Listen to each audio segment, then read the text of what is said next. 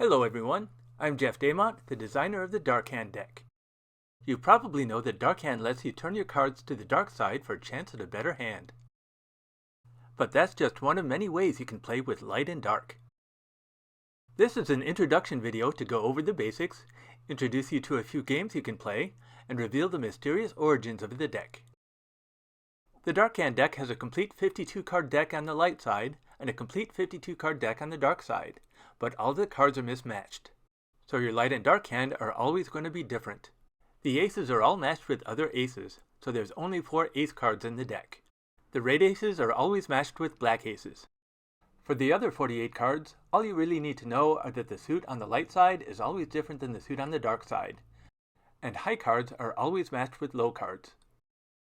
While normal playing cards just have a rank and a suit, these cards have a rank, a suit, and a shade, light or dark. For example, depending on how you look at it, this card can represent the light Queen of Hearts or the dark 5 of Clubs. Anytime you switch between your light and dark hands, you're switching shades. Each card has a twin from a parallel universe. The light Queen of Hearts has a dark Queen of Hearts twin somewhere in the deck, and the dark 5 of Clubs has a light 5 of Clubs twin somewhere else. There are 2 jokers that come with the deck. One represents light and one represents dark. You can put these out on the table to show when to play your light or dark hand. You can even shuffle the jokers into the deck to use them as wild cards. So how many different games can you play with the Dark Hand deck? A lot of standard card games can be modified for the Dark Hand deck by adding some new rules. But there's also some card games that, as far as I can tell, don't really work at all. Let's start with a simple game, Crazy Eights. If you're playing your light hand, you need to match your light cards with the discard pile. You can play any light club or 4 on the light 4 of clubs. But if you're playing your dark hand, you need to match the dark cards. Play any dark spade or queen on the dark queen of spades. Now imagine that one player plays their light hand while the other only plays dark.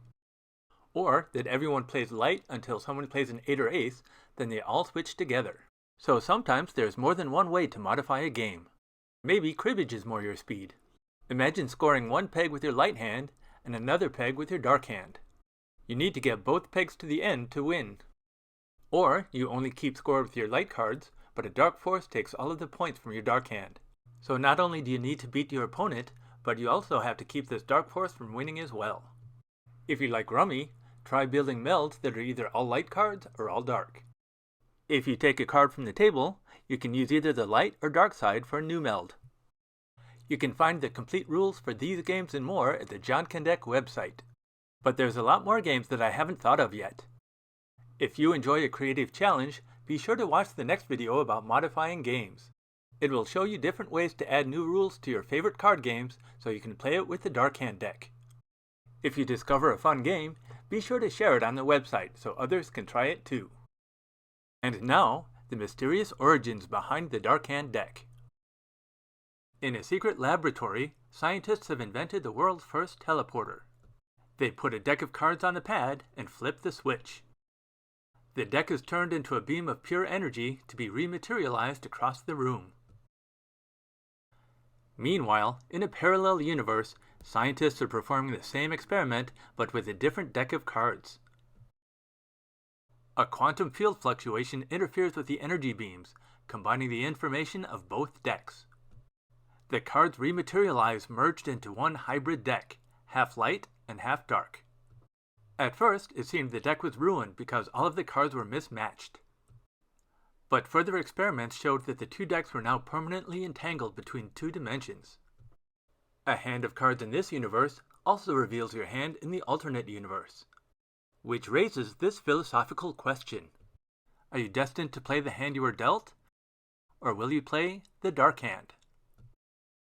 I hope you enjoyed this introduction to the Dark Hand deck and my little sci-fi story of its origins in the multiverse. Thanks for watching and keep having fun.